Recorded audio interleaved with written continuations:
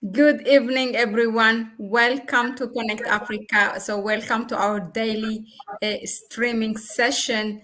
Uh, so we are here today again. It's a continuation from yesterday to to look at what's going on, monitoring Africa in the United Nations.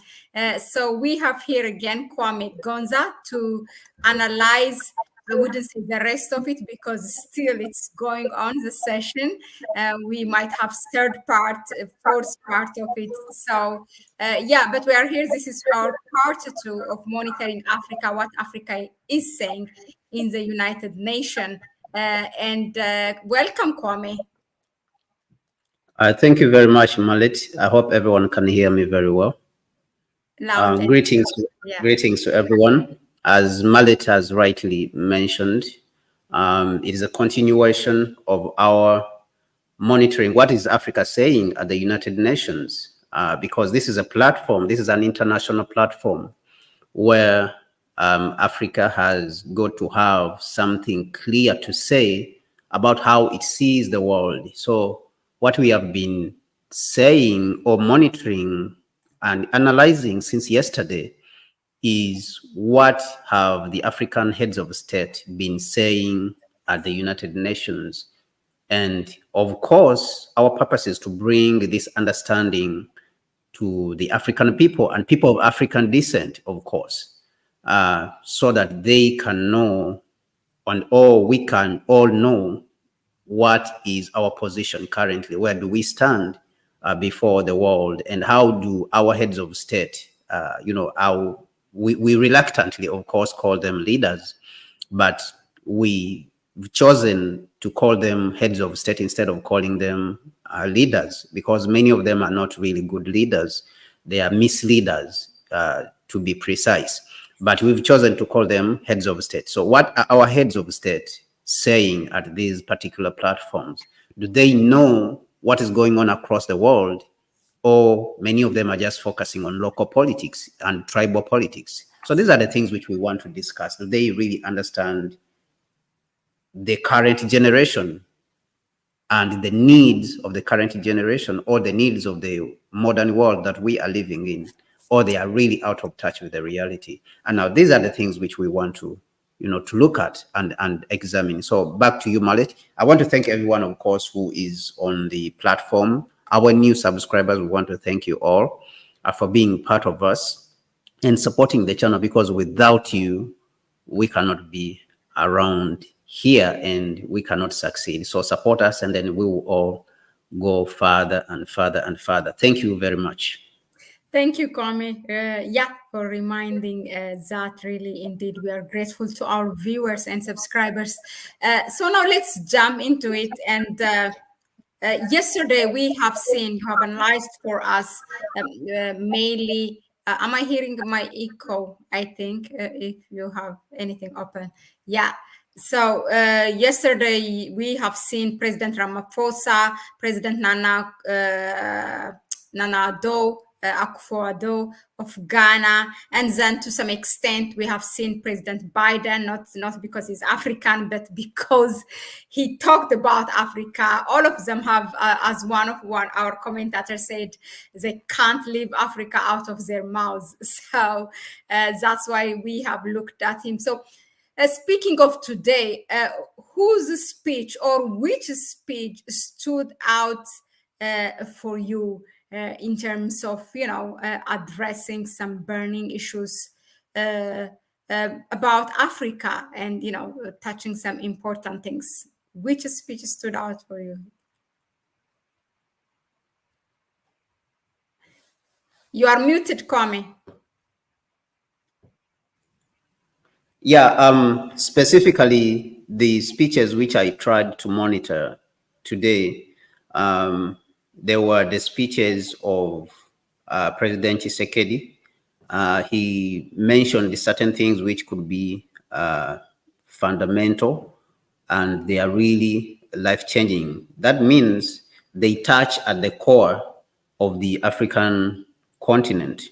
So we will talk about President Felix Tshisekedi. And then the other person is the president of Guinea, Of course, we know President Felix Tshisekedi is from the Democratic Republic of Congo.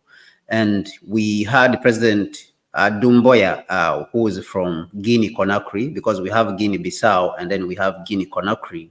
And this is very important for all Africans, even the African descent people, the African diaspora. It's very important for all of us to know all the territories of the African continent, including the islands, which some of them are occupied by the United States.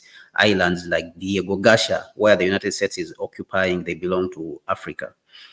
So it's important for us to know where Guinea-Conakry is on the continent and that it exists, and to know also that we have Guinea-Bissau.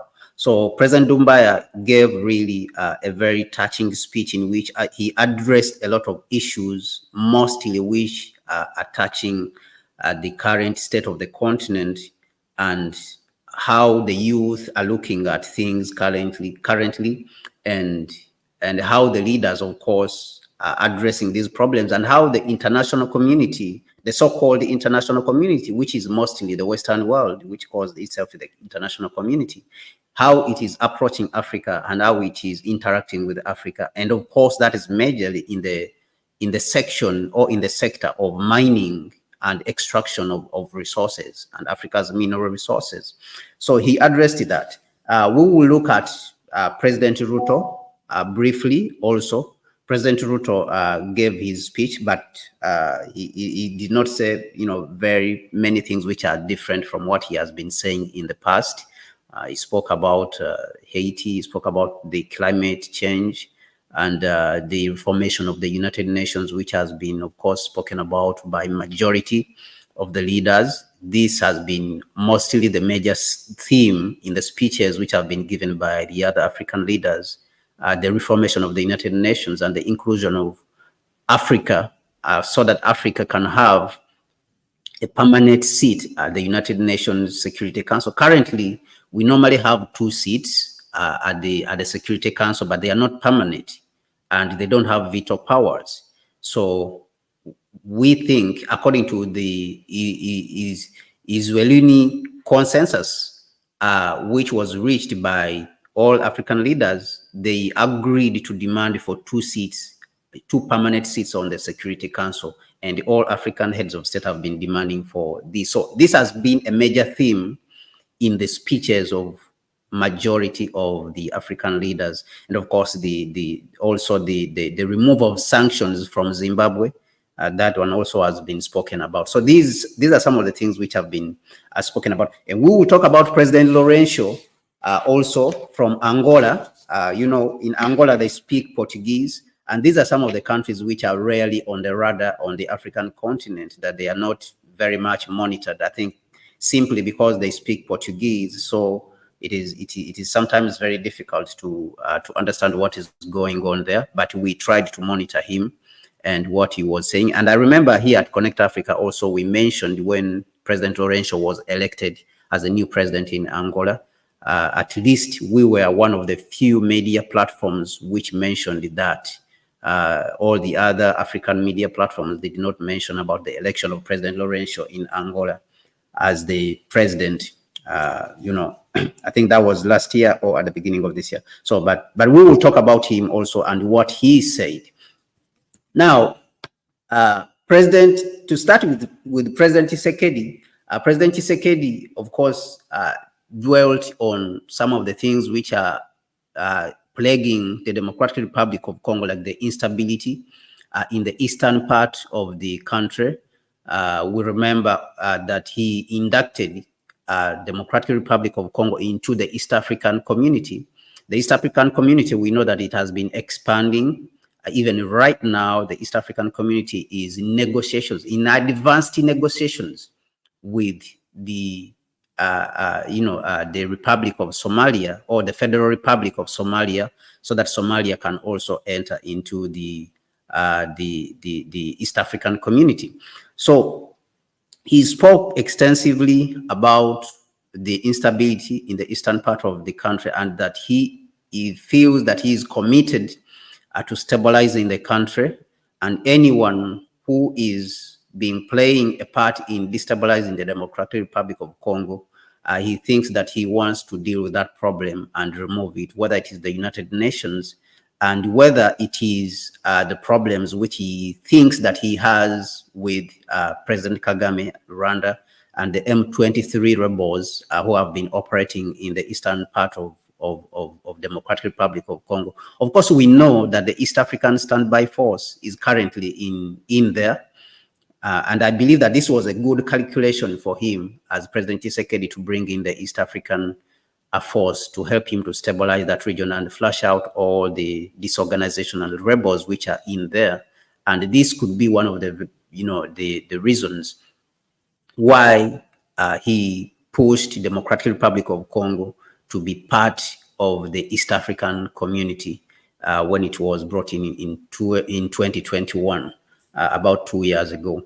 Now, he spoke about, of course, Kagame, and he said that all the groups which are in the groups which, of course, he did not mention President Kagame directly in name, but he mentioned Rwanda, of course, and he said that anyone who is involved in bringing chaos in the Democratic Republic of Congo in the eastern part should be, sanctions should be applied on him because some of these countries have been mentioned in the United Nations report, because the United Nations published a report in which it claimed that the M23 rebels are being sponsored by Rwanda. That is what at least the United Nations mentioned. But the United Nations itself did not mention itself that it is also part of the failure in the Democratic Republic of Congo, because the United Nations has been in the Congo since 1960. Even though President Felix Tshisekedi mentioned that it has been there for the last 25 years. But for us, we know since the times of, Patrice Lumumba, the first prime minister, and Dr. Kwame Nkrumah, who tried to solve the problems in the Democratic Republic of Congo, that the UN came there and it even helped to kill the first prime minister of the Democratic Republic of Congo. The United Nations participated in that project. Because it was being used by the United States, and now those are some of the things. Actually, majority of the people who have spoken at the United Nations from Africa, that the United Nations has become a tool for the powerful to use against the weak nations, and this goes all the way back from 1960s when the Prime Minister of Congo, who was Patrice Lumumba, was killed. The United Nations played a major role in this. Now, as he mentioned Rwanda, he also immediately jumped and mentioned the United Nations itself. And before I say anything, I think let me share that. Let me share what he said about the United Nations. If you would allow me, Mahlet, let me do that, please.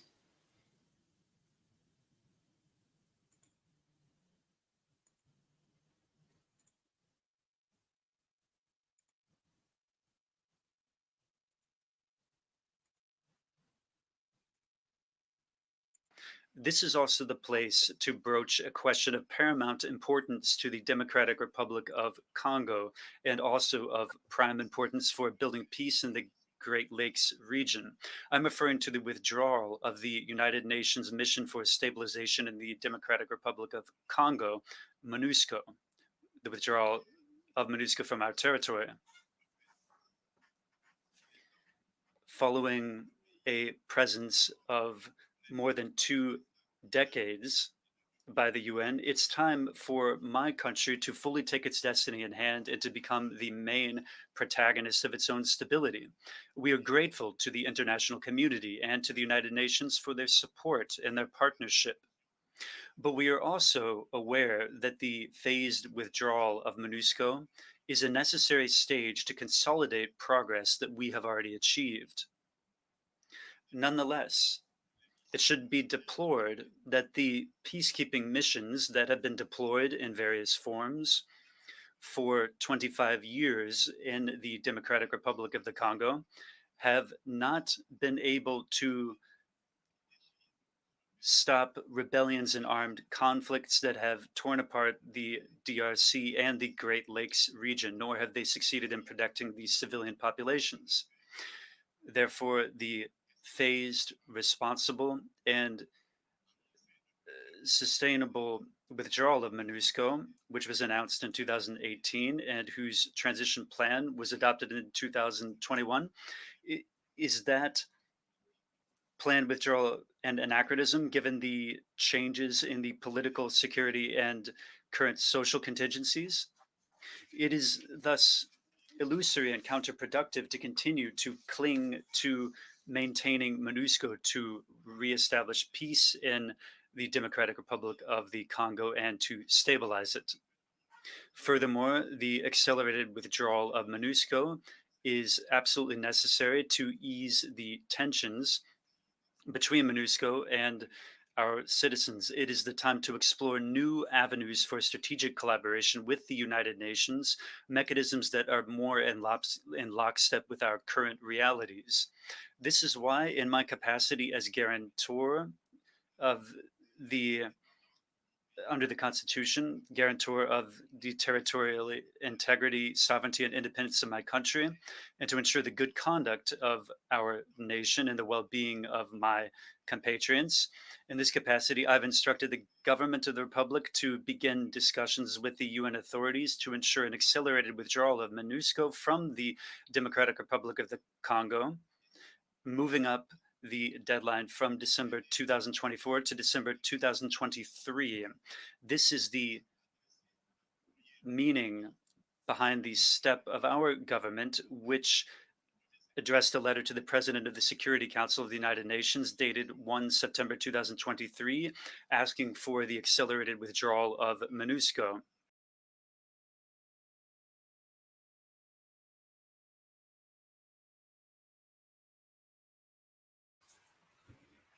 Yeah, so what, yeah, so what he's saying is that the United Nations has failed in its activities in the Democratic Republic of Congo.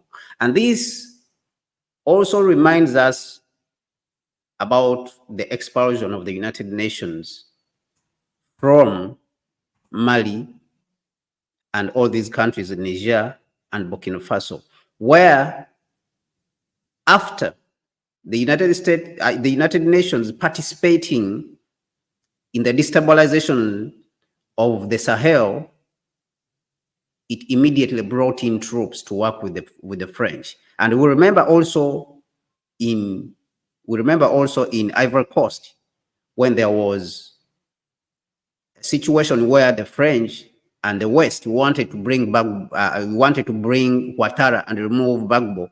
The United Nations was the first to move in. They said that they're sending in the United Nations troops to stabilize the country. And so they came with the French. And that is how they removed the President Gbagbo and captured him. And they started prosecuting him in the International Criminal Court. Now, here what we are seeing is that this organization has been destabilizing, and we remember also that it wanted to destabilize Ethiopia. It was giving rebels trucks so that they can be able to overthrow the federal government of Ethiopia. We remember this freshly. So the federal government in Ethiopia also stood its ground and said that the UN has no mandate of intervening over there and sending food. If it wants the food to be sent, it should give the food to the government to send the food to the northern part for humanitarian aid, and they refused. And when they were allowed to take the trucks, they misused the trucks and left them there, and they came and said that the trucks are lost. I mean, this impunity is what is being rejected even in the Democratic Republic of Congo.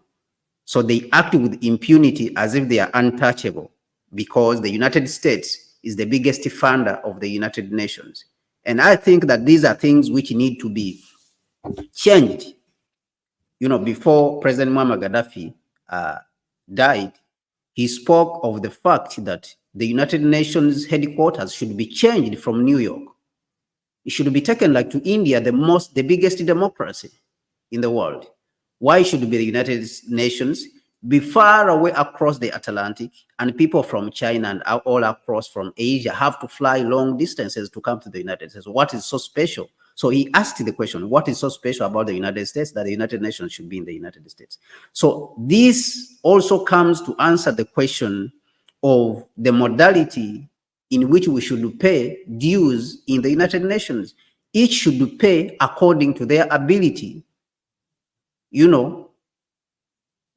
according to their economy. Everyone should pay a tax to the United Nations according to their economy, but the same percentage. We pay the same percentage according to your economy, so that this can prevent the unwarranted influence by the United States and using this organization for its parochial interests, and of course with Europe. And this is what we have been saying, and African leaders have been saying since the 1960s. People like Nkrumah have been mentioning the United States, the United Nations should be reformed. If you look at the 1960s, when Nkrumah was saying that the United Nations should come and keep peace after the killing of Prime Minister, Lumumba, Patrice Lumumba, Nkrumah said that the United Nations should come and keep peace in the Congo, but it should not come with the United States troops and Britain. The only countries that should contribute to the troops that are coming to the Congo should be African countries who are members in the United Nations. They are the only countries that should contribute. So these were all strategies to stem this disorganization, because the United States and Europe have a habit of using the United Nations as its neo-colonial tool. We have seen the Secretary General, even in broad daylight, yesterday when there was a meeting, there was an organized meeting, a hearing on the issue in Ukraine. The Secretary General, who represents all nations, he was speaking for Ukraine and condemning Russia and claiming that Russia has attacked. Russia has done this. This man is supposed to be neutral, but he has taken sides because he comes from Italy. He's an Italian, he's an European. So he has decided to side with the false narrative of the West, and yet he's not supposed to do that. So these are all the things which have led for all Africans and the global South rejecting the United Nations, because they have seen that it is not an impartial organization anymore. For the last 60 years or the last 70, 80 years of its formation, it has been acting on behalf of the West. It has been an arm of the West.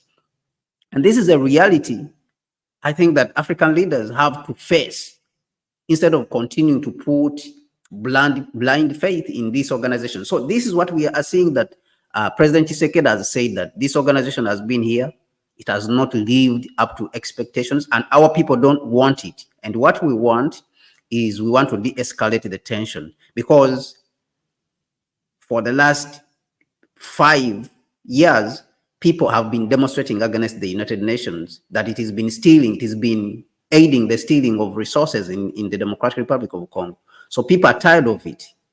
Recently, about a week ago, people demonstrated against it and people were killed. About 47 people were killed because they were demanding that the United Nations should come out. So this, I think this is the pressure, the people's pressure, which President Tshisekedi is responding to in his speech at the United Nations. And he's saying that the UN should withdraw. It was scheduled to withdraw in phases until 2024, December 2024. But he has said, as the president of the Democratic Republic of Congo, that that date should be shifted to December 2023. Therefore, it means that the United Nations has about 2 months. It has about 2 months to leave the Democratic Republic of Congo. And remember, we mentioned it was chased away from Mali. It was chased away from Burkina Faso. It was chased away, from even Niger. I think Niger also, they are chasing it away.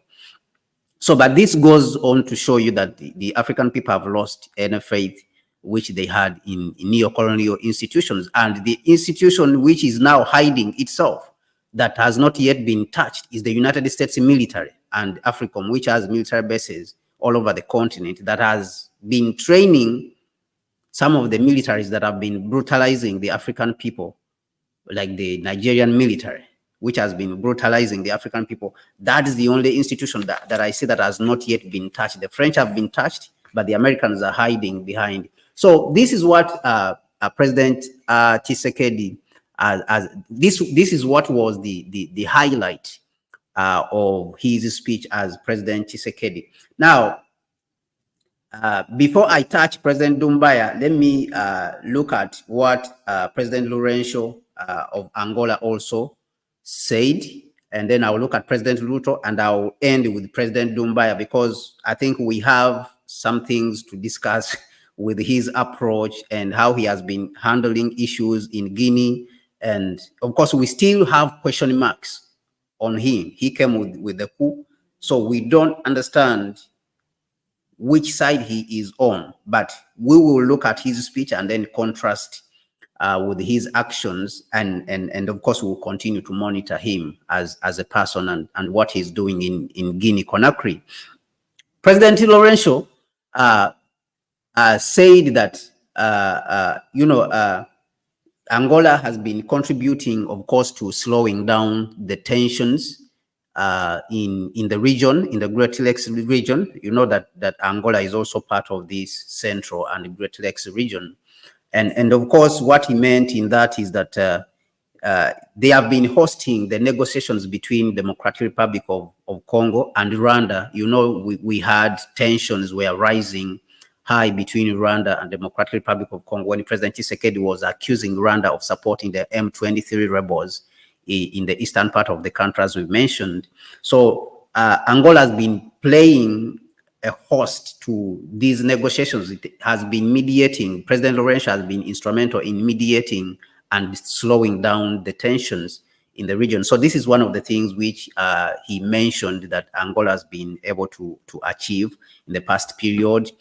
He spoke about the conflict in the Sahel, the chaos in the Sahel, and the fact that this conflict should be held and looked at in the same way, like how they are looking at the conflict in Ukraine. It should not be isolated, because it paints a bad picture by the international community, whereby Africans will start looking at this as a racist approach. And of course, we are started already looking at this. So in that way, so he's saying that the conflict in Sudan should be looked at in the same way they are looking at the conflict in Ukraine.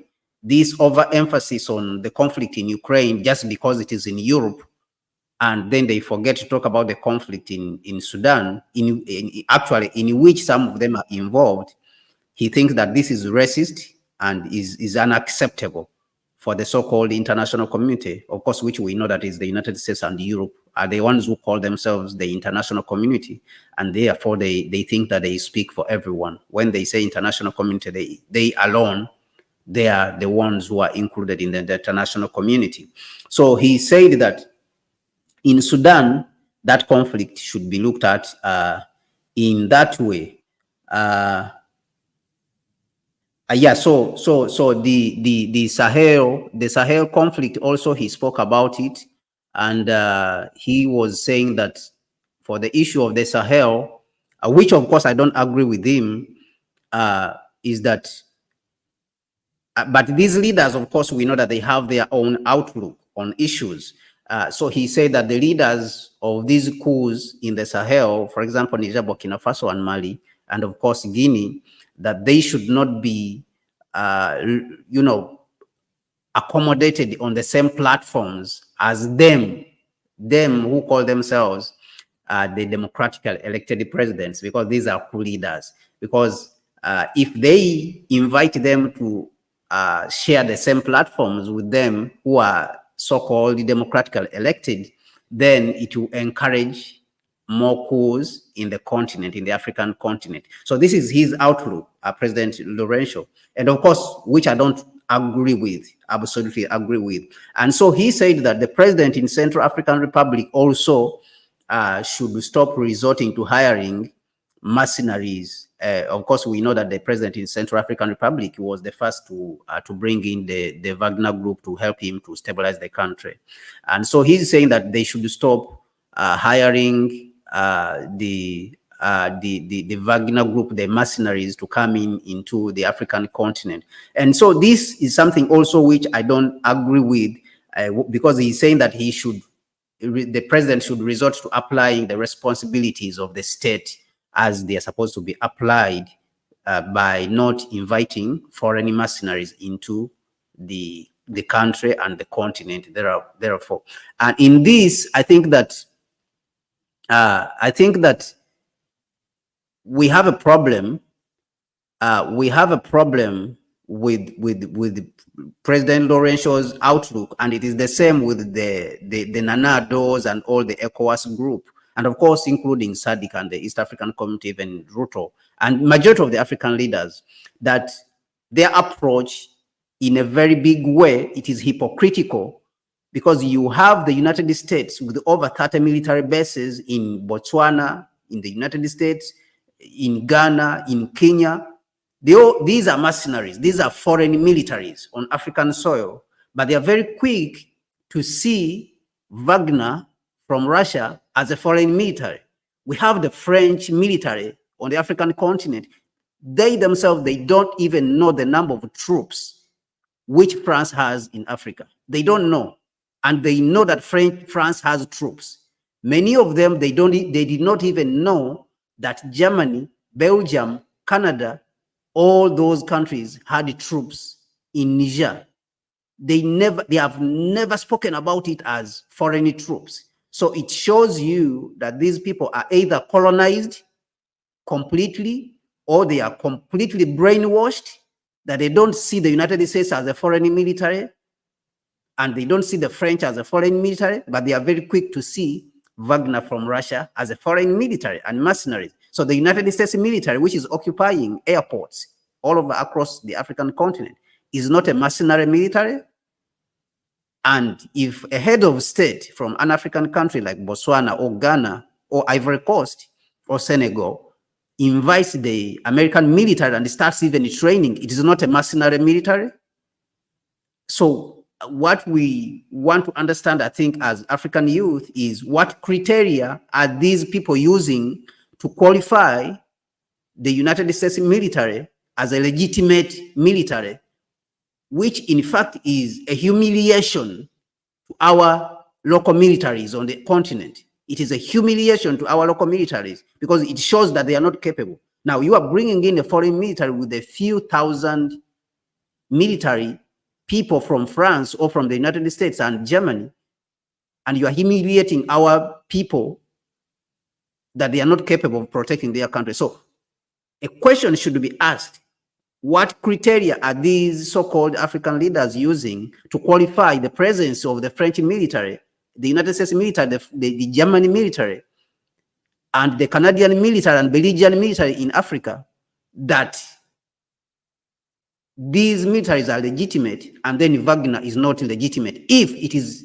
invited by another head of state? For them, they have invited the French, it is legitimate. Now, if another head of state invites Wagner, that is illegitimate and should be condemned. But the French military and the American militaries, their presence should not be condemned on the African continent. Yet the United States has more military bases on the African continent, more than any foreign country, and of course together with the Europeans. So we want to know whether these heads of state like Lorenzo and Nana Addo, who are complaining about Wagner, they are just brainwashed or completely colonized, that they feel that they are representatives of a colonial system, so they have a right to have these foreign militaries present on the African continent. And I think that this question can only be answered by themselves, people who are mentioning all these things. So that was President Lorenzo, what he was talking about. To go to President Ruto, President Ruto mentioned the issues about the dysfunctionality. That was a fire. Allow me to intervene. That was real fire. Very good point, Kwame. Really, like, yeah. Thank you for bringing this in. Now, back to Ruto. Yeah, maybe you want to add before you go. We have done Sekedi and then Angola. Sende said the last independent UN Secretary General was Dag Hjalmar Agnekarl Hamar, whatever. He ended up in a plane crash over the Congo. You know about it? Yes, yes, he lived. He was there during that time of President Lumumba. He was a good man. That man, Doug, was a very good man. That he believed in real independence of the African states. He was Secretary General who believed in the real independence of the African states, and he never wanted to be used. He resisted being used by the French and the Americans for their interests. And he was the Secretary General of the United Nations at that time. So that's why he ended up dying in a plane crash in Africa, because he was trying to protect Africa's independence. He was trying to work with, I think he came from the Netherlands. He was from the Netherlands. So he was killed, of course. And of course, that reminds us with the other people who were killed during that time of the 60s. People like, there is another gentleman who was called Enrico Mattei, who was almost the founder. He was from Italy. He was the founder of Eni, this company is an oil company from Eni. Eni is an oil company from Italy. So he came and he was giving the oil producing countries in Africa and all the other countries, he was giving them 75% of the revenue that was coming from their oil. So a share of 75%, because he was trying to build Italy's independence when it comes to oil, energy independence, because Italy also was being colonized by the United States and the other European countries, and it was dependent on these. So he wanted to build an oil company which would protect Italy's energy independence. And this man was giving the poor countries 75% share of the oil revenue that was coming from their oil, countries like Nigeria. So the big countries and companies like Chevron, Shell, they saw him as an enemy because their strategy was to exploit. And of course, he was killed also in a plane crash, just like how Doug, the Secretary General Doug, who was in the 60s, was killed. And because he simply wanted the independence of African states. So Enrico Mattei also was killed in a plane crash, just like that, and he died. Because they saw that he was sabotaging their scheme of exploitation of maximum exploitation. Or assassinated? Yes. No, of course, they say he died in a plane crash. They never say that he was assassinated. They always say that he died in a plane crash. I think he was coming from Russia also, or Azerbaijan, somewhere there. And then his plane crashed and then he died.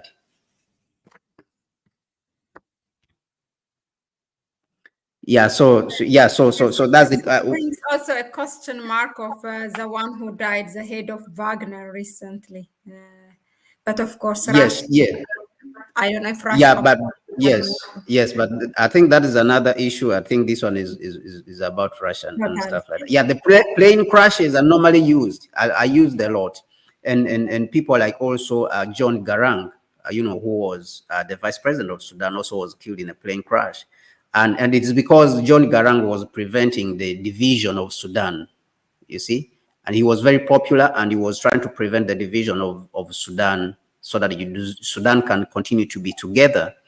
And so when the Americans wanted to divide Sudan so that they can have the South and siphon off the oil, of course, they had to kill him because that time he was the vice president of the overall Sudan. And he was a Pan-Africanist in his approach. That was the thing about John Garang. He believed in African ability and determination and self-determination of the Africans, that Africans can be able to do their own thing. And of course, this killing is possible that it also had the hand of the Arabs, the Middle East, because they thought that he's going to take over. He was from the south. He was dark. He was real black. They thought that he was going to take over Sudan all the way to the north. and then be able to influence and, or to eliminate the Arab influence in the northern part of the continent, because you see Turkey right now, it has a lot of influence in Libya. But of course, we will go into all those later. But he also died in a plane crash. He also died. John Garang also died in a plane crash. You can move now on the next one. It's fine. Yeah. The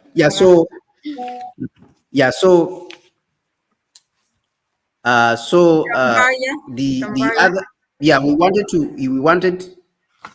we wanted to talk about President Ruto also. President Ruto spoke about the dysfunctionality of the United Nations as an organization of unfulfilled promises. It has disappointed the global South. These are some of the points which he made, that it only favors one part of the world. And like I said, this has been a major theme of the global South, Africa, Asia, and Latin America, that this organization is only being used for interests of the powerful, and that is Europe and the United States, who have a lot of money.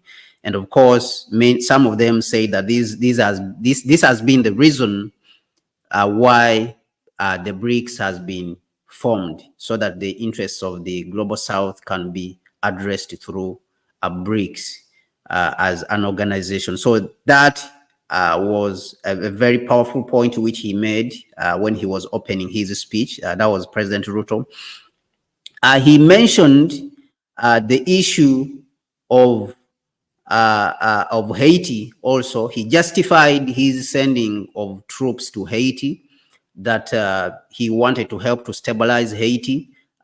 He mentioned the fact that Haiti has faced colonialism and slavery, and this country helped Africa to be free. It was the first country to get freedom and throw off oppressive slavery and colonialism, but it has been disappointed by by international community, what he called the international community. And yet it is the same international community which invited Kenya, and he accepted. So I don't know whether this is a contradiction, but he said it was disappointed by the international community. And that international community which invited Kenya to deploy troops, it is the United Nations, of course, and the United States. Even President Biden spoke about it yesterday, that President Ruto did a good job of committing troops, to Haiti. He mentioned it. So this is the international community he's talking about, that disappointed Haiti. And of course, we know that the United States has interfered in Haiti and destabilized the country, and it has given the country to the interests of just families in the United States, families like the Clinton family. They are the ones who have been exploiting Haiti and destroying the agriculture there and keeping this country a hostage to Western interests. And in Canada, they have been invading this country. The United States invaded Haiti with its bank, Citibank, which we know as Citibank today. They went in, I think it was in 1914, and they invaded the country and even stole Haiti's gold. Up to today, they have never returned this gold. It is in New York, in Citibank. So the United States has been engaging in this behavior of brutalizing and destabilizing Haiti. So when President Ruto says that the international community has disappointed Haiti and neglected Haiti, and therefore he needs to step in and stabilize. So we don't know whether this is a legitimate, concern, or it is a smoke screen, a speech which is being used as a smoke screen to mask the fact that he's being maybe blackmailed or forced to deploy to Haiti on behalf of the United States and Canada, who think that if they deploy a white contingency in Haiti, because they are blacks, they will be hostile to a white group of people who they know have been brutalizing them and finishing their peace and eating their cake and destroying their economy and exploiting them. So possibly this is the calculation which the United States is doing in trying to use Kenya. Maybe they have something on President Ruto. We don't know, but we are just speculating. But it's likely they may have something on him. So this is one of the things he spoke about. Now, he spoke about also the retrogress, what he called the retrogress. or the decline in the democratic consolidation in Africa, that there has been decline in democratic consolidation in Africa because of the coups. Of course, he spoke about the coups in the western part of the country, in the Sahel specifically. We know those countries which he's speaking about.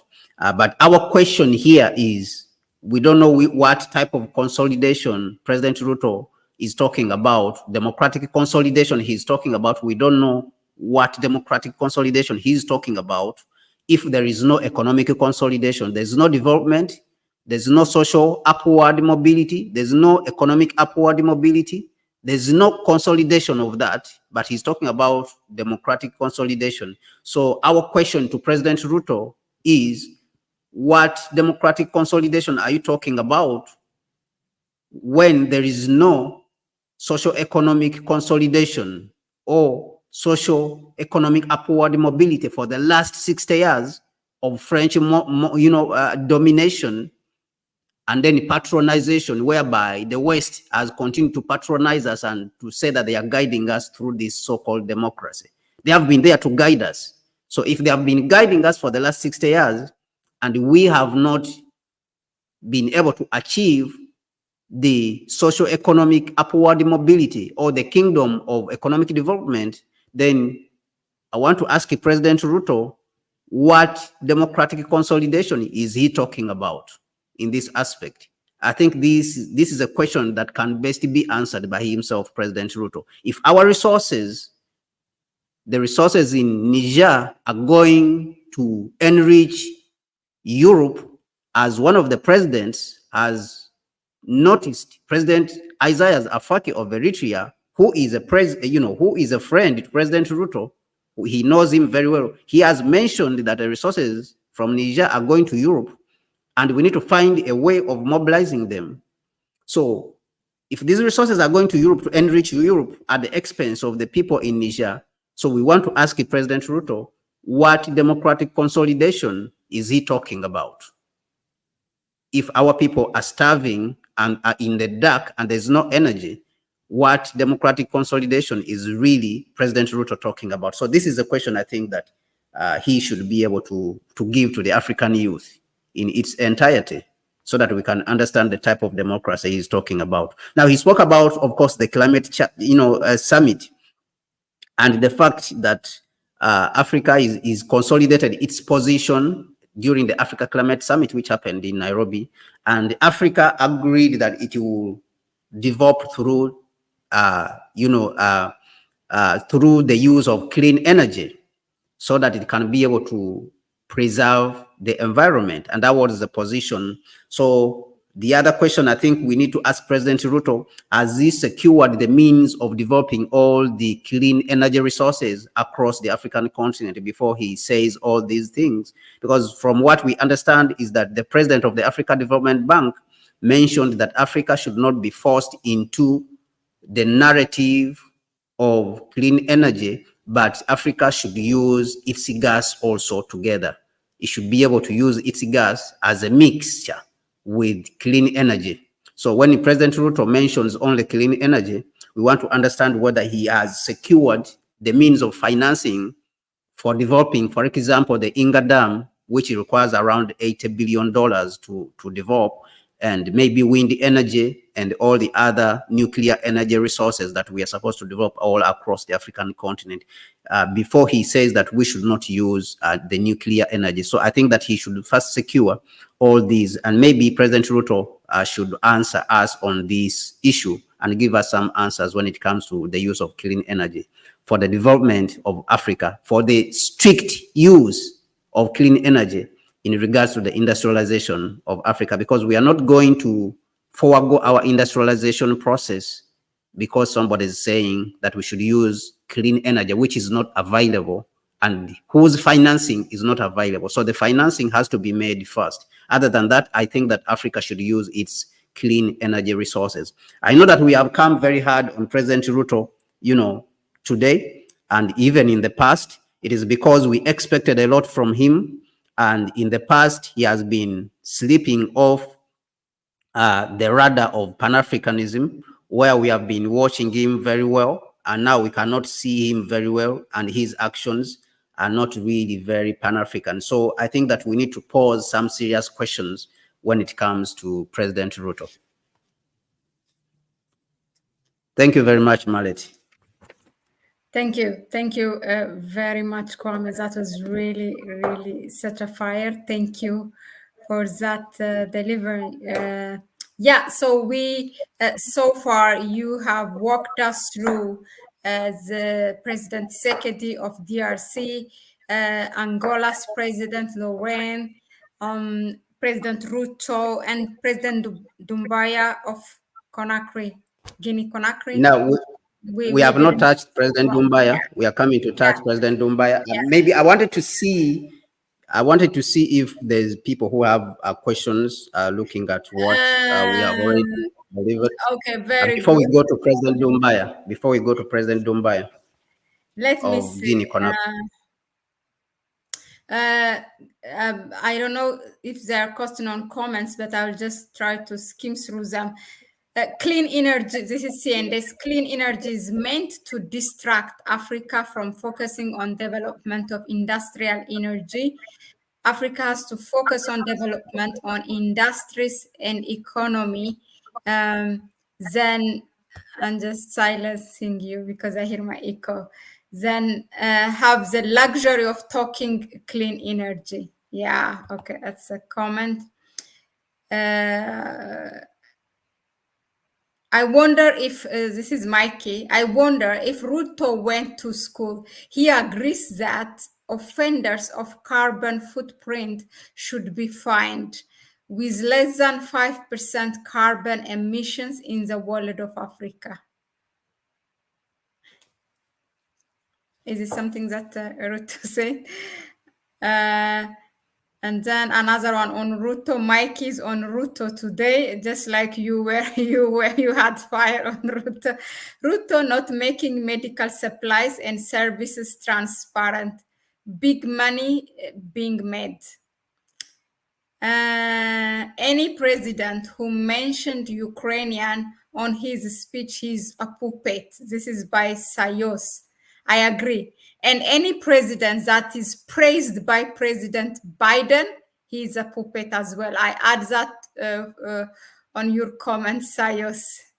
Yeah, he has been praised by Biden, so we know that he's just a good boy now for the US.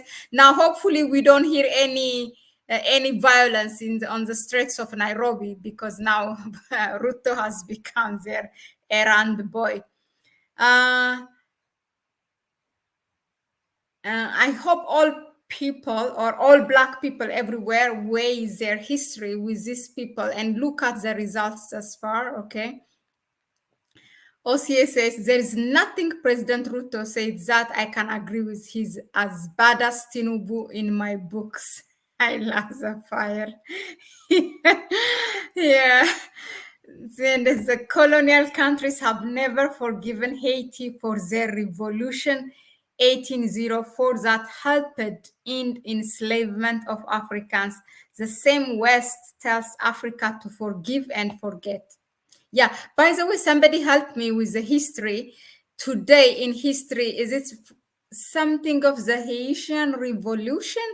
265 or something. I saw it somewhere on the comments. So if you know, let me know in the comment section. Let me see if there's a question. So far there were comments. The Haitians will unleash on all occupiers when they are ready. They are fearless fighters.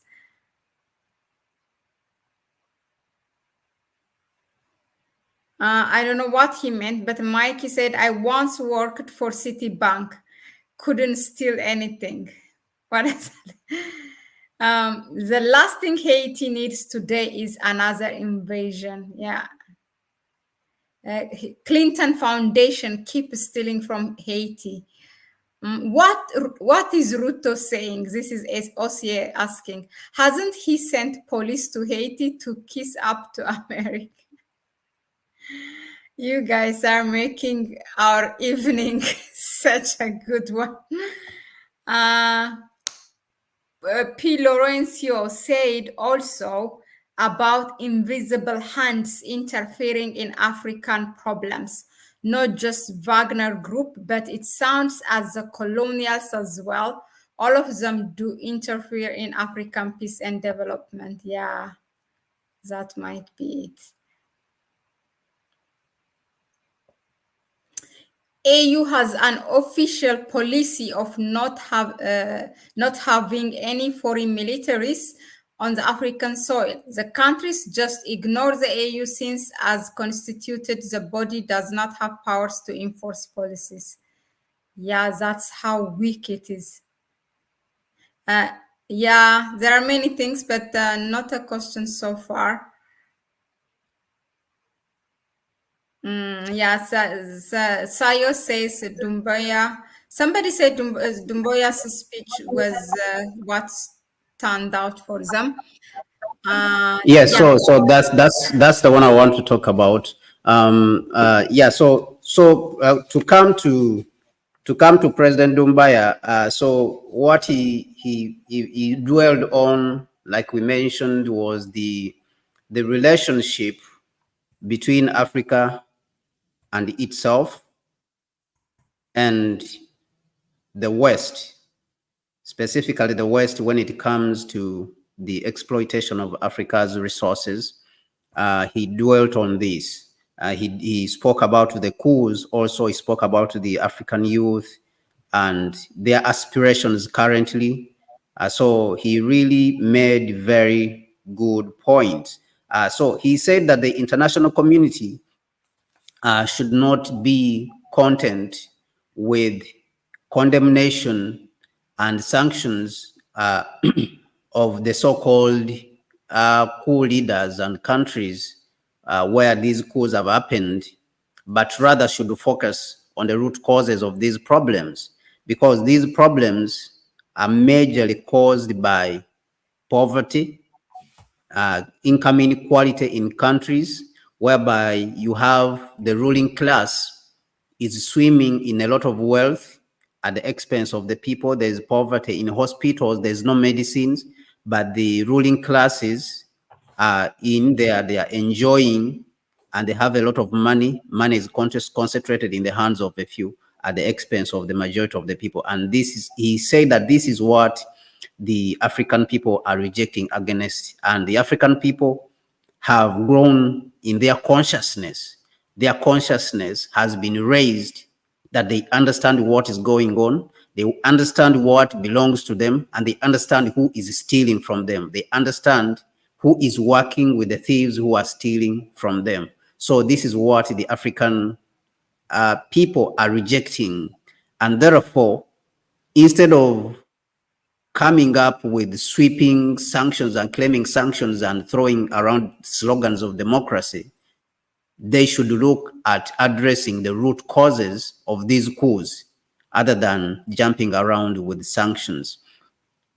So he said that the so-called putschists, they have been using this word a lot. I think it has come from the French, and they started using it with Burkina Faso, I mean with Niger, that the putschists, those ones who have taken power illegally, he said that they are not only those who take up power with guns, but also those people who are using tricks and manipulations to modify their constitutions to stay in power. And I believe on this specifically, he was speaking about people like Ouattara, Alassane Ouattara, who changed the constitution of Ivory Coast. And the West did not pay any attention, did not say any damn thing when Ouattara was doing this. And he changed the constitution because he is their puppet who came from the World Bank. They allowed him to change the Ivorian constitution to seek for a third term. So what President Doumbouya was saying, that this is a coup. This man is a putschist. If you are talking about that people who are doing coups, they are putschists, then this man also is a putschist. So he said that these people, they are putschists also. They should be included when you are talking about sanctions. And I think that this is a big challenge. And that is where we come to the issue of of the crisis of democracy, the African crisis of democracy. And this, of course, many of our heads of state, they don't want to pay attention to it. And of course, this in itself, what I've called the African crisis of democracy, is the contradiction, is the contradiction in democracy. Why? Because now you have this system, this foreign system, which was imported and is being enforced on Africa as a democratic system. But Africa had its own way of system of governance. Now, this way of governance now is clashing with this so-called democratic system, which says that people should have limits on how much they should be in governance. But Africa traditionally was being ruled by people who were there for a long time. Okay, so now this is where things are clashing. And we have places like right now, Rwanda, where President Kagame was asked yesterday whether he's going to run for government. And the West thinks that they should determine for us who should stay in power for long and who should stay shorter. And this is where their hypocrisy comes in. And President Kagame, of course, said that he's going to run for another term. So now this shows you not only the dilemma of democracy or the crisis of democracy, but also the hypocrisy of the West, that they are able to allow people like Paul Biya to stay in power for a very long time, but then they want to pressure Kagame, maybe for some reason, in some ways, is not towing to their, trumpet, is not dancing to their trumpet. Then they want to force him out and so that he should come out. So this is the hypocrisy, and then at the same time, the crisis of democracy that we have in Africa, which I've called the contradictions in the democratic systems. And this is simply because the system is imported, is being imposed and imposed by force, is being put on us that you have to implement it. It is by force, you have to do it. Yet we have our own way of living as Africans. And so we should look within ourselves to find a democratic system so that we don't run a Western system of democracy, which does not suit us. So this, he mentioned it very well, that these so-called people who are manipulating the constitution, if you are talking about coups, then they should be included in those people who are, changing the constitutions to extend their stay in power. And so he said that those who change the rules of the game to stay in power are actually the putschists, because for them, they want to stay in power for no reason. But the people who have overthrown with coups, in many cases, they are looking at conditions which are bad and they need to be changed, and they have not been changed. And therefore, he calls this institutional correction. This is what he called it. He said that what we are doing with the coups that happen in the Sahel is institutional correction, because there is manipulation of institutions. So now what we are doing is institutional correction in Africa. That is what is going on, so that the issue of manipulation of power, unequal distribution of wealth, poverty in the populations can be addressed. So this is what he said, President Doumbouya, in his submission at the United Nations. And he said that the wealth is in the hands of a few elites who are just wasting it. And they are wasting it while people are suffering. They are suffering under an imposed system of development, which is from the West, which is imposed from outside.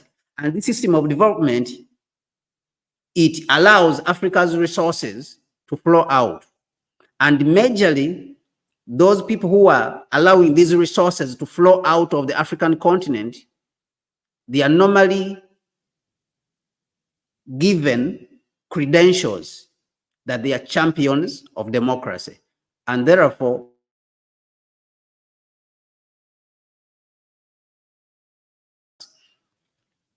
France was saying that the man was carrying out institutional reform. He was carrying out democracy. Yet they were stealing the resources. So I think that I think that President Doumbouya was talking about Bazoum and people like Nanado who are allowing the resources of the country to flow out in raw form, yet they are being called, they are champions of democracy. If you remember, Ghana in the past has been called the beacon of democracy. You see, it is the beacon of democracy. But when you go and examine Ghana, the beacon of democracy, they are exporting raw materials. In gold, there's no gold refinery for the last 100 years. There's no gold refinery. The refinery which Nkrumah built, they came and collapsed it so that they can continue to take out the raw gold. The oil refinery is not working so that Total and Shell and all these companies can continue to bring refined fuel from their refineries in Europe and the United States and bring it to Ghana. So they worked very hard with the political elite to collapse the refinery, which was built by Nkrumah in the 1960s. And this is the country they are calling the beacon of democracy.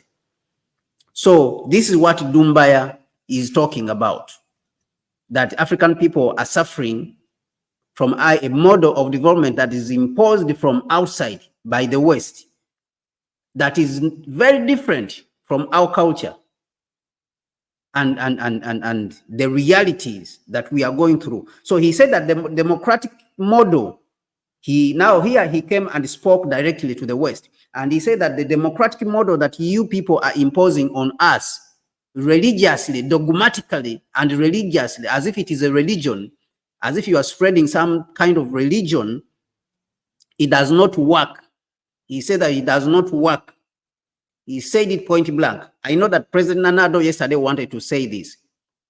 And President Nanado also was complaining yesterday that the system is not delivering to the youth.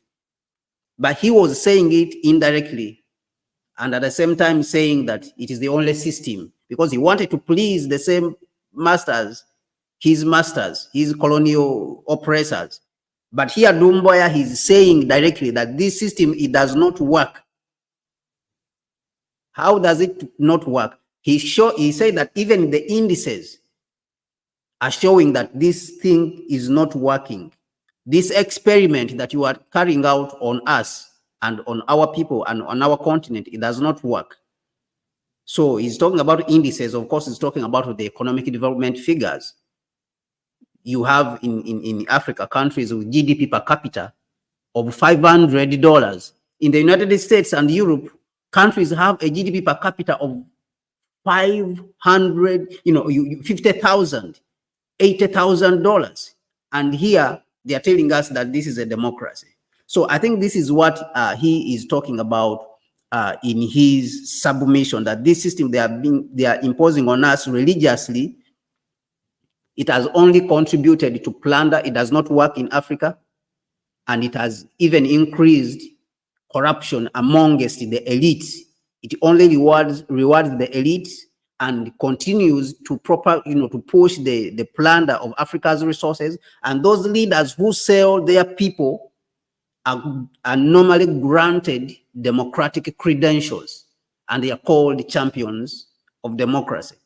But what he said is that the African people have now waken up. They are very much aware of what is going on in the world and around themselves. And so he said that we, especially the youth in Africa, we feel on one side insulted when we are boxed into groups and saying that this one is pro-China, you should be pro-Russia, you should be pro-America. He's saying that this is an insult to us. This is an insult to the African people. And the young Africans are very tired of this. The African people are tired of this grouping that you put us in. We are not interested in Russia or China or the United States. We are not pro or against China. We are not pro or against the West. These are the words he used. And so he said that we are not part. We as the youth of this generation, we were not part of the ideological era where we had the communism and the capitalist camp, where they were warring. And so he said that we are not interested in this. We are not interested in this group. And he said that, and in fact, it is racist. It is racist to group us in this way because it assumes this kind of grouping of Africans into those who are pro-West, who are pro-China, who are pro this, who are against this, it assumes that we cannot think for ourselves. And therefore, he said that we are not children and we don't want that lecturing. We can think for ourselves. We can design our own models, our own democratic models. We can design our own economic systems. We do not want your systems to be imposed on us. So he said that some of the leaders actually who give out the resources, it is likely that they are blackmailed. They have something on them.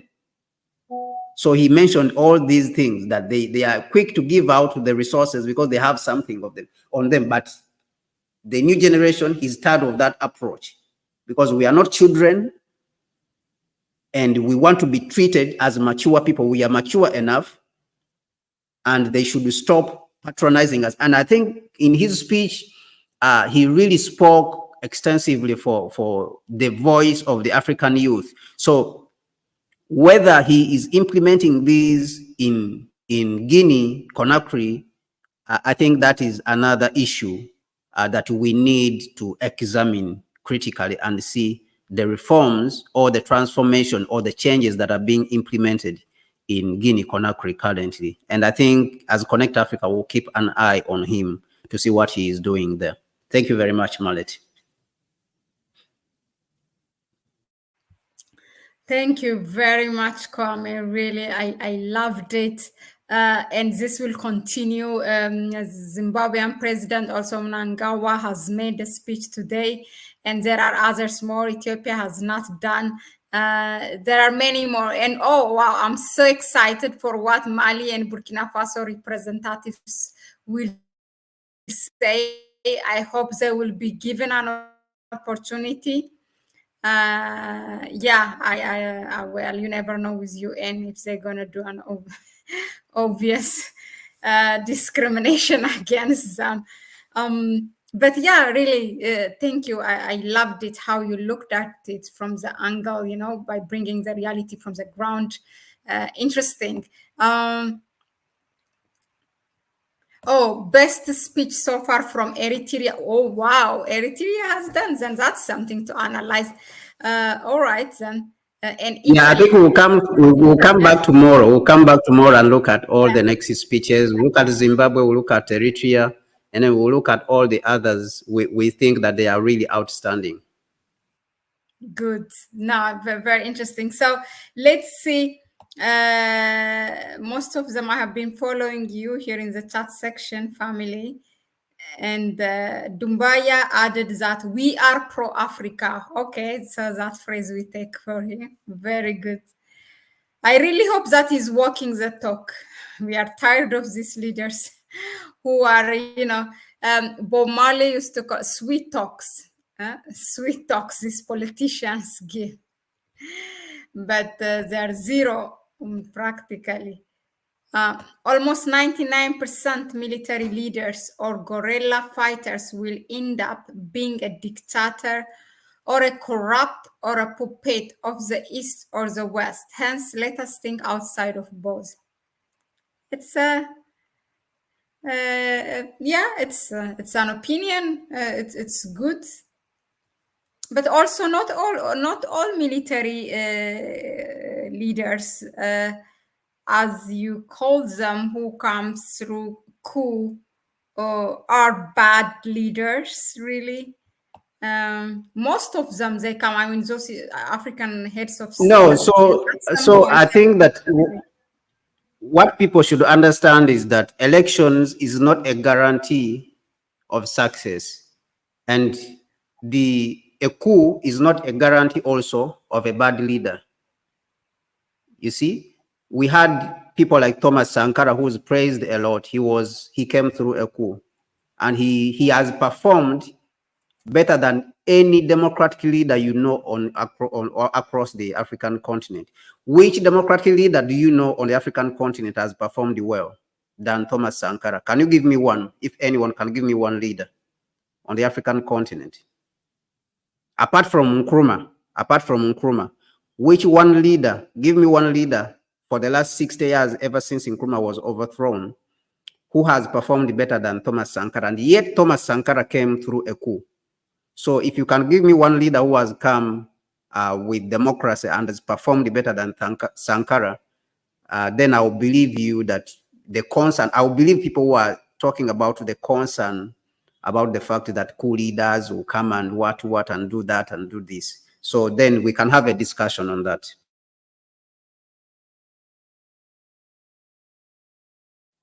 Mahlet, back to you.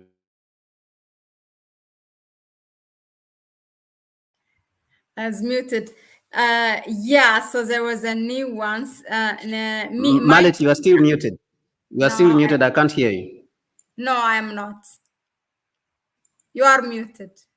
No, I can't hear you, Mahlet. How about I can't hear you. I think you need to reset your microphone.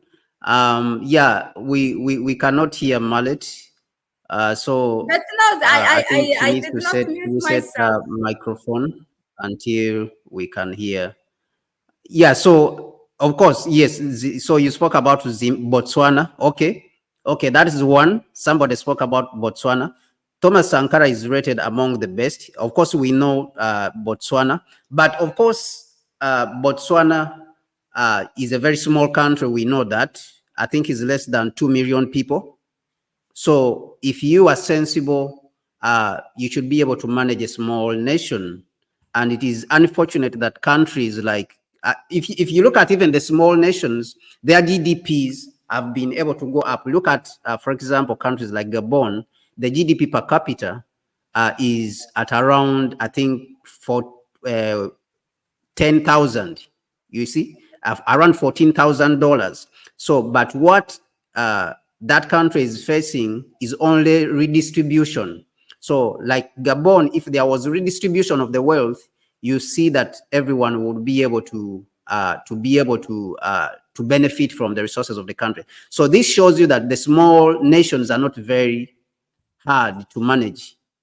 Okay, so I gave you gave an example of Botswana, and I gave you the example of Gabon, and of course Equatorial Guinea. All of them, they have a very high, I think all of them have a very high. Mallet, I think we still cannot hear you when it comes to your microphone. Everybody here. You have look, to restart and come yes, back. Nay, You have to nay. restart and come back so that we can hear you well. Is I don't know what has happened. It's only you, Kwame. Everybody can hear me. You can hear me? Yeah, it looks, they say yes, they can hear me. How about now? You did something. All the other people can hear you too? Yeah. Okay. But sorry, maybe I'm the only one who cannot hear you. You are answering me now, so that means you hear me.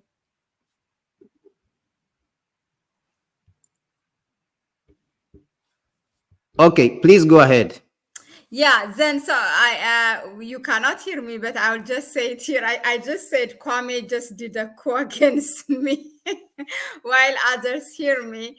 You don't. But in any case, yeah. So somebody said it was Jordanos. She's from Eritrea, and she says she can't wait for us to analyze the speech by Eritrea. So. You guys are provoking us now for us to stay and come back after 1 hour to do another live. And it's crazy. I really can't wait. Also, I will listen to it first, of course. Kwame, still you don't hear me? I can hear you. I can hear you. Okay. Yeah. So you have read those ones. The answers. But I hope the guy has heard me. There's somebody who said that the democratic government which has ever performed well, he said Botswana, and I said that Botswana has less than 2 million people, and those small countries are very easy to manage unless that the leader is completely incompetent.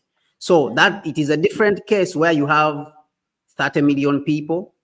Because look at a country like Gabon, I mentioned that it has about 1.5 million people, and the GDP per capita in Gabon is $14,000. 14,000 in Gabon. When you go to Equatorial Guinea, A few years ago, it had less than 1 million people. Okay. And the GDP per capita also was very high. So those countries, they are in the same class with Botswana. So they are easy to manage and push the per capita very high because, of course, everywhere in Africa, there is resources. Actually, the essence of unifying Africa is that these areas which have a lot of resources and they have small population, these resources can be used to help the other areas which are dry, for example, in the northern parts of the continent, for example, in the Sahel, where there's not much when it comes to agriculture, then you can be able to transfer some of this wealth. Instead, that wealth right now, because we have not unified, that wealth is being taken to Europe. Like the wealth in Gabon, Equatorial Guinea, is being taken to Europe and the United States instead of benefiting the rest of the other Africans who are lacking in the resources and who have lesser GDP per capita. When you go to Niger, for example, GDP per capita is less than, I think, around $600. And yet in Gabon, it could have been even much more than 14,000. It could have been maybe 80, even 80,000 if France was not stealing most of it. And the United States was not stealing from most of it. Because countries like Gabon, they can support up to more than, the country itself can support, the size of the country can support up to 100 million people. Because it is in the same size as you see Uganda or Ghana. The same landmass when you look at Gabon. But the country has only 1.5 million people. Only 1.5. A country which can support up to 100 million people. It has 1.5 million people. So there's a lot of resources, timber, land, oil, but they are being misused. So when you go to Botswana, it's the same issue. So it is easier to manage those as small countries without a problem.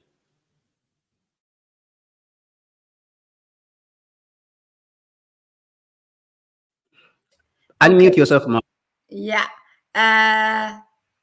So yeah, I think you have gone through, you have interacted those who said Tanzania, Botswana, and others. I don't think there other because Mikey, thank you. Today you have taken the position of Aaron and Black. You are reminding people to give it a like, and he said even I swear I don't get paid commission. He's a volunteer, everyone. So go and like the video and subscribe. Unfortunately, all leaders do cheat in election. Trump, Kagame, Sasso, it is all are some example. Sende said democracy equals to a country open for foreign corporation to exploit the people of the country. They say democracy. It is not. It is capitalism. Yeah, interesting. I was hearing one video, I was watching one video on YouTube yesterday, a lady from Cameroon, she was talking about against President Biya. And what did she say about democracy? Democracy.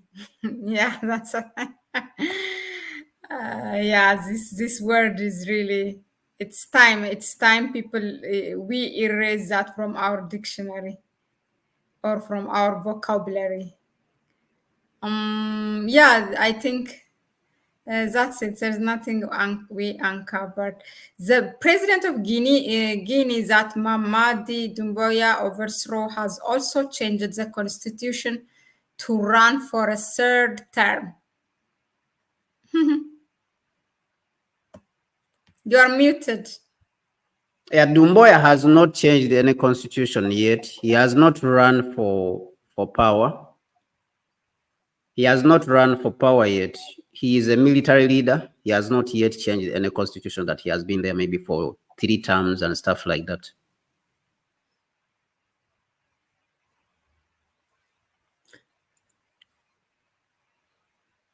Mahlet, you can take over. Yeah, yeah. I just pinned what Gize get us. If 5 countries are top weapon exporters in the world, if some countries decide the security of the world, why an African country even go to the General Assembly? Why at least they boycott it once? A good point. Yeah. Yeah, that's it. I think we should call it. No, I want to, Mallet, I want to show our people where I was today. Oh, I want to remind our people. Yes, okay. let me Good. share that. Yeah, so I want people to remember. Can you remove that comment, Mallet, please? Yeah, yeah, just a second. Yeah. Okay. Yeah, so today was Dr. Kwame Nkrumah's birthday. Dr. Kwame Nkrumah, officially on the records, he was born on the 21st September 19, I think it was 1904, but it was September and it was on the 21st. So today we were celebrating Dr. Kwame Nkrumah's birthday, and all across the world it is celebrated, especially in the Pan-African world.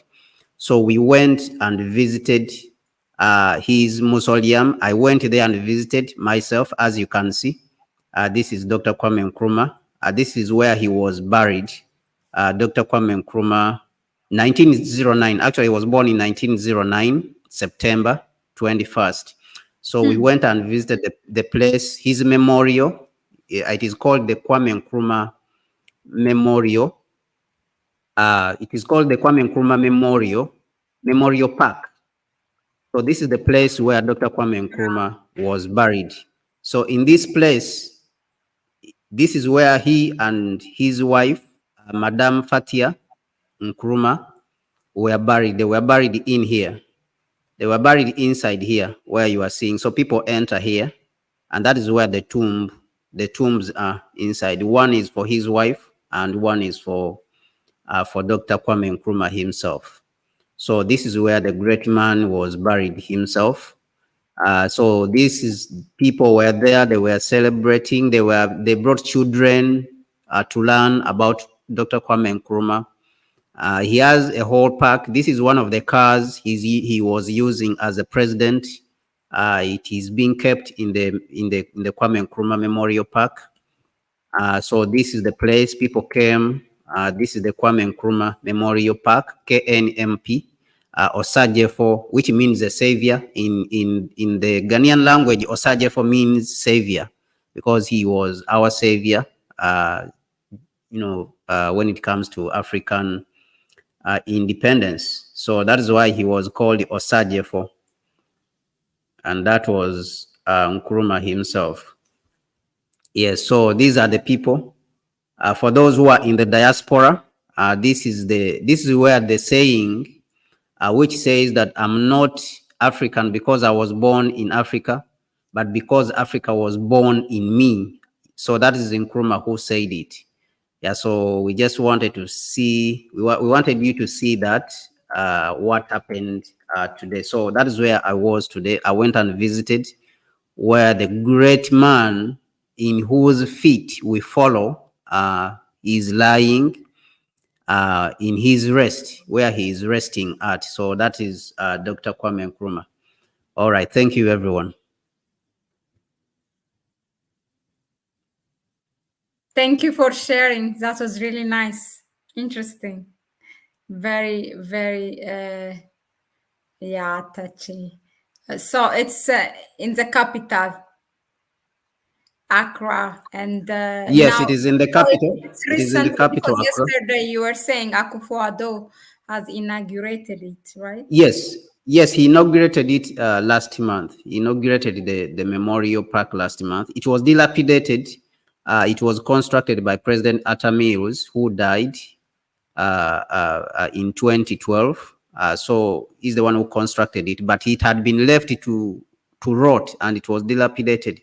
So they came out recently and rehabilitated it. They dedicated some money to rehabilitating it, and it is right now looking very nice. It's looking very good. The place Yeah, looks very very. nice. No, but interesting. It's good. Yeah, one of the things I mean, it's also it's not in a near one, but maybe I have mentioned it before. As you know, Connect Africa is an organization, so media is one wing of it, this platform. But there are things, as we say every time, practical things that we do. One thing that we are planning is we want to do a tour, an educational tour to Africa. We will come up with a proposal and see. We propose some countries, not only one country, at least 2, 3 at a time, but it's an educational tour.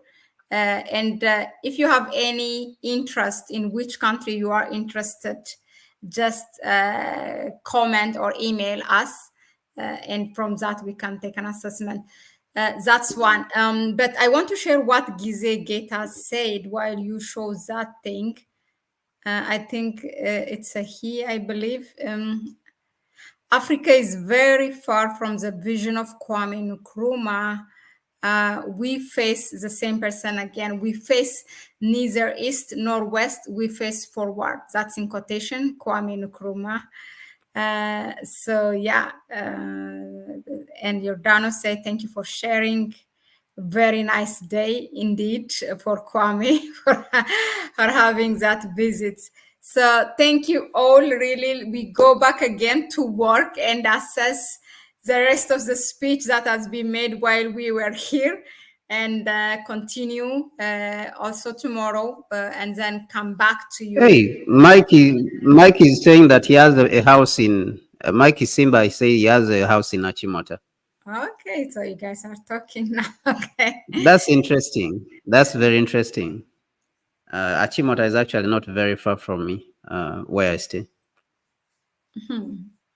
All right.